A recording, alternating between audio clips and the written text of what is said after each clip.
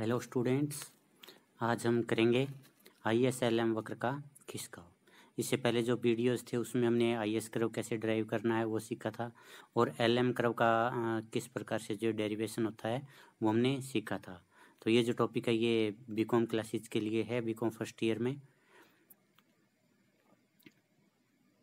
इसमें हम सबसे पहले ये जानें कि IS जो कर्व होता है उसका खिसकाव किस प्रकार से होता है। तो सबसे पहले हम इसका जो परिचय देखेंगे कि IS कर्व वस्तु बाजार के संतुलन को दिखाता है।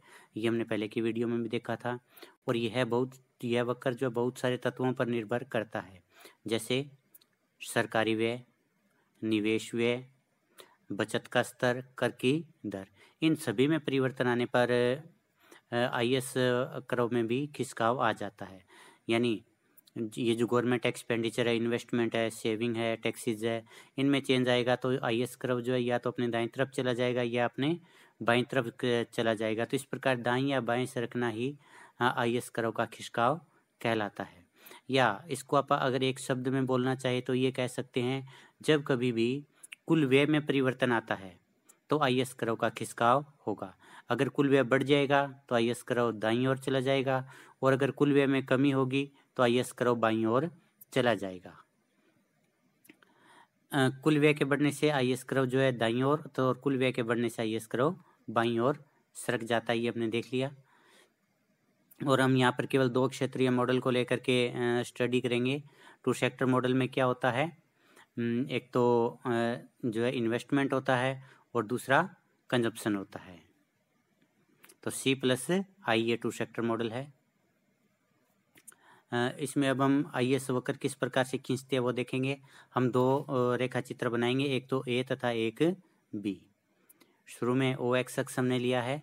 OX अक्ष के ऊपर हमने जो दूसरी तरफ हम OY अक्ष ले रहे हैं। OX अक्ष के ऊपर रियल GDP है और OY अक्ष पर कुल व्यय है।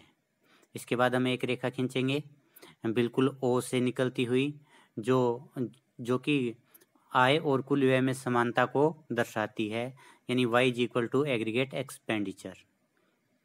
प्रारंभ में जब कुल व्यय यानी एग्रीगेट एक्सपेंडिचर C+I है, तो ये जो C+I है ये जो समानता की रेखा है Y = AE उसको E बिंदु पर काटता है और E बिंदु पर काटने पर जो सकल घरेलू उत्पाद है वो OY निर्धारित होता है। दूसरी तरफ हम एक B रेखा चित्र बना रहे हैं। B रेखा चित्र के अंदर हमने OX अक्ष के ऊपर रियल GDP लिया है और OY अक्ष के ऊपर हमने रेट ऑफ इंटरेस्ट लिया है। तो प्रारंभ में जो जो बिंदु है, जो GDP का OY से बिंदु है, उस OY बिंदु के ऊपर जो ब्याज की दर जो कि मुद्रा बाजार से निर्धारित हो रही है, क्योंकि IS कर्व जो वस्तु बाजार को दिखा रहा है, वस्तु बाजार में हम ब्याज की दर का निर्धारण नहीं करते। OR जो है वो मुद्रा बाजार से ब्याज की दर का निर्धारण हो गया है और ये जो है किस दर के ऊपर, किस सकल घरेलू उत्पाद पर हुआ है, OY पर। इस प्रकार A में से गुजरता हुआ हमारे पास में IS कर्व आता है जो कि प्रारंभिक IS कर्व है। अब हम ये देखते हैं एक्सपेंडिचर में चेंज आने पर IS कर्व में क्या चेंज आएगा। अब यहाँ पर +II लिखा है हमने, यानी इन्वेस्टमेंट के अंदर जो है चेंज आता है और इन्वेस्टमेंट में वृद्धि होती है। प्लस का मतलब इन्वेस्टमेंट बढ़ जाता है। तो इन्वेस्टमेंट बढ़ने के बाद नई अपने पास में जो इन्वेस्टमेंट रेखा है वो जो क्या हो जाती है, AE C+I+I1। I1 जो यहाँ इन्वेस्टमेंट में वृद्धि हुई है जो कि समानता की रेखा को E1 बिंदु पर इंटरसेक्ट करती है और यहाँ पर जो है सकल घरेलू उत्पाद की जो स्तर निर्धारित होता है वो Y1 निर्धारित होता है। अब हम रेखा चित्र B में देखें कि इस Y1 के ऊपर जो है IS कर्व में क्या परिवर्तन आता है। ये हमारे पास में Y1 और ये B बिंदु और B बिंदु में से गुजरता हुआ IS कर्व है।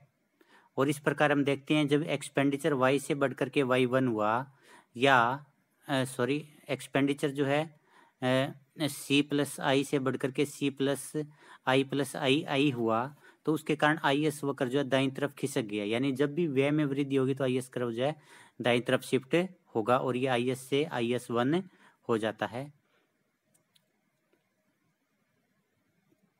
इसके बाद इन्वेस्टमेंट में कमी होती है किसके, -II, यानी इन्वेस्टमेंट में कमी होने से जो निवेश जो कुल व्यय वो पहले से कम होकर के क्या हो जाता है, C+I -II। तो इस प्रकार ये जो रेखा ये समानता की रेखा को E2 बिंदु पर इंटरसेक्ट कर रही है, जिससे आय का स्तर जो Y2 निर्धारित हो रहा है। और हम अब ये देखें कि रेखा चित्र बी में Y2 के ऊपर जो है IS कर्व कैसे बनता है। ये अपने पास में Y2 है, Y2 जो है C बिंदु पर काट रहा है ब्याज की दर को। और अब ये देखिए हमारे पास में एक नई रेखा आती है IS2। IS2 जो IS इंडिफरेंट IS जो कर्व था उससे बाईं तरफ IS2 आ जाता है। तो ये किस वजह से हुआ, जब कुल व्यय में कमी हुई। तो कुल व्यय में कमी होने के कारण IS कर्व जो है वो बाईं तरफ शिफ्ट होता है। तो यह महत्वपूर्ण जो बातें हैं वो दो है। जब कभी भी कुल व्यय में वृद्धि होगी तो IS कर्व दाईं तरफ शिफ्ट होगा, जैसा कि IS से IS1 हुआ है। और जब कभी भी कुल व्यय में कमी होगी तो IS कर्व बाईं ओर होगा, जैसा कि IS से IS2 हुआ है। इसके बाद हम देखेंगे कि LM कर्व में खिसकाव। तो LM कर्व जो होता है वो मुद्रा बाजार के संतुलन को दर्शाता है। और जब हम LM कर्व बना रहे थे तो उसमें हमने अजम्पशन ली थी कि प्राइस लेवल में कोई चेंज नहीं आता और मुद्रा की पूर्ति में कोई परिवर्तन नहीं होता। अगर इन दोनों चीज़ों में चेंज आ जाता है, किसमें, कीमत स्तर में और मुद्रा की पूर्ति में, तो LM कर्व में खिसकाव होता है। LM कर्व का खिसकाव होता क्या वो हम देखेंगे। जो कीमत स्तर और मुद्रा की पूर्ति में से किसी में परिवर्तन आने पर LM कर्व या तो अपने दाईं ओर चला जाता है या अपने बाईं ओर चला जाता है। इसको हम LM वक्र का खिसकाव कहते हैं। कीमत स्तर के स्थिर रहने पर यदि मुद्रा की पूर्ति बढ़ जाती है तो LM कर्व बाईं और दाईं ओर चला जाएगा। और अगर मुद्रा की पूर्ति में कमी आ जाती है तो LM कर्व बाईं ओर आ जाता है। तो इस प्रकार दाईं ओर सरकने का मतलब कि मुद्रा की पूर्ति बढ़ी है और बाईं ओर सरकने का मतलब कि मुद्रा की पूर्ति में कमी हुई है। अब इसको आप रेखा चित्र के द्वारा देखेंगे।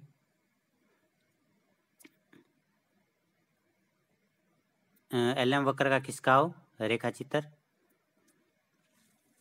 ए और बी, हमारे पास में दो रेखा चित्र है। रेखा चित्र ए में हमने OX और OY दो रेखाएं बना ली है, और OX के ऊपर हमने रियल GDP यानी वास्तविक सकल घरेलू उत्पाद लिया है और OY के ऊपर रेट ऑफ इंटरेस्ट लिया गया है।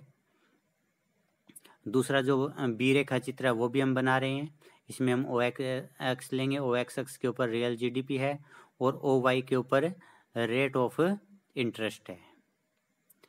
अब हमारे पास में ये एक OY के समानांतर रेखा है M रेखा। M रेखा जो मुद्रा की पूर्ति को दिखा रही है, और मुद्रा की पूर्ति को दिखाने का मतलब कि ये बिल्कुल स्थिर है, क्योंकि हमने इसके अजम्पशन में लिया था कि मुद्रा की पूर्ति वो कांस्टेंट है। तो मुद्रा की पूर्ति की रेखा OY के समानांतर है और ये जो है मांग वक्र है, मुद्रा का L जो है मुद्रा का मांग वक्र है, जो कि M को E बिंदु पर काट रहा है, यानी संतुलित ब्याज की दर है वो क्या है, R निर्धारित हो रही है। अब ये जो R ब्याज की दर है इसको अपन बी रेखा चित्र में लेकर के आ रहे हैं, और इस R ब्याज की दर के ऊपर जो हमारी इनकम का लेवल है वो OY है। तो हम यहाँ पर OY इनकम का लेवल भी बना लेते हैं। ये रहा OY इनकम का लेवल जो कि E बिंदु को बना रहा है, और ये E बिंदु के ऊपर हमारा LM कर्व है, प्रारंभिक कर्व।